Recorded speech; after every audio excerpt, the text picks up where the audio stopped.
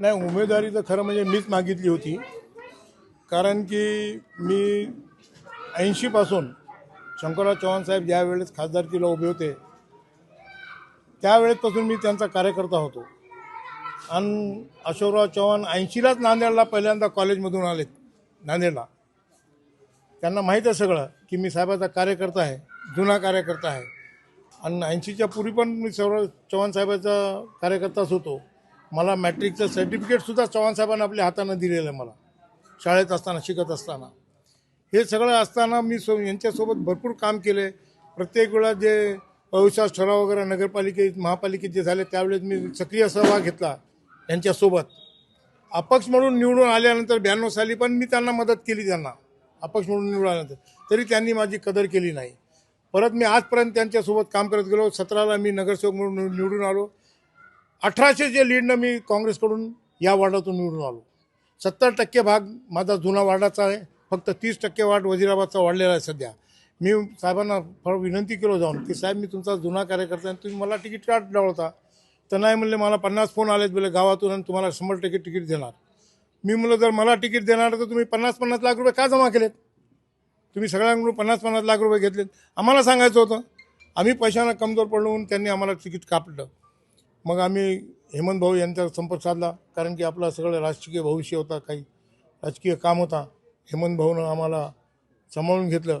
शिंदेसाहेबांच्या परवानगी वगैरे घेऊन त्यांनी आम्हाला तिकीट द्यायचं केलं.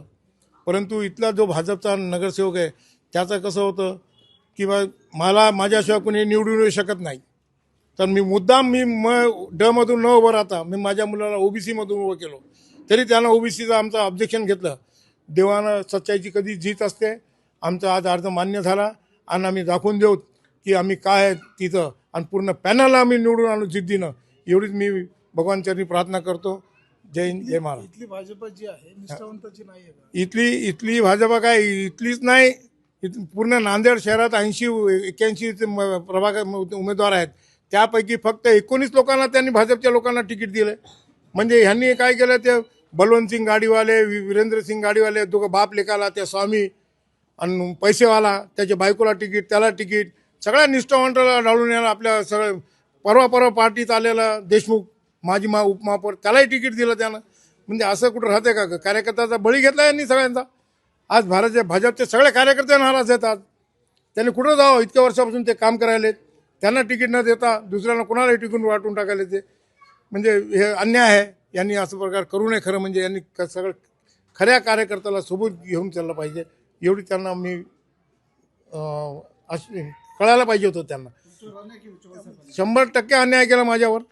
त्यांच्यासोबत काँग्रेसमधून निवडून आल्यानंतर त्यावेळेस 17ला भाजपची लाट असताना आम्ही काँग्रेसकडून 1800 मताची लीडनं मी निवडून आलो.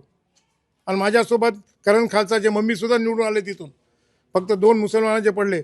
परंतु त्यांनी आमचा काही विचारच केला नाही. आणि त्यांच्या एका सांगण्यावरून आम्ही प्रवेश केला भाजपमध्ये. आणि 100% धडा शिकवण्याशिवाय राहणार. इथली नाही, नांदेड शहराची पूर्ण जनता जागृत झालेली आहे. यांनी जो खेळ माजवला आहे, हिरवा भाजप केला आहे MIMचा, त्याचाही रिझल्ट लागल. देव यांना बघून घेईल. ABP माझा, उघडा डोळे बघा नीट.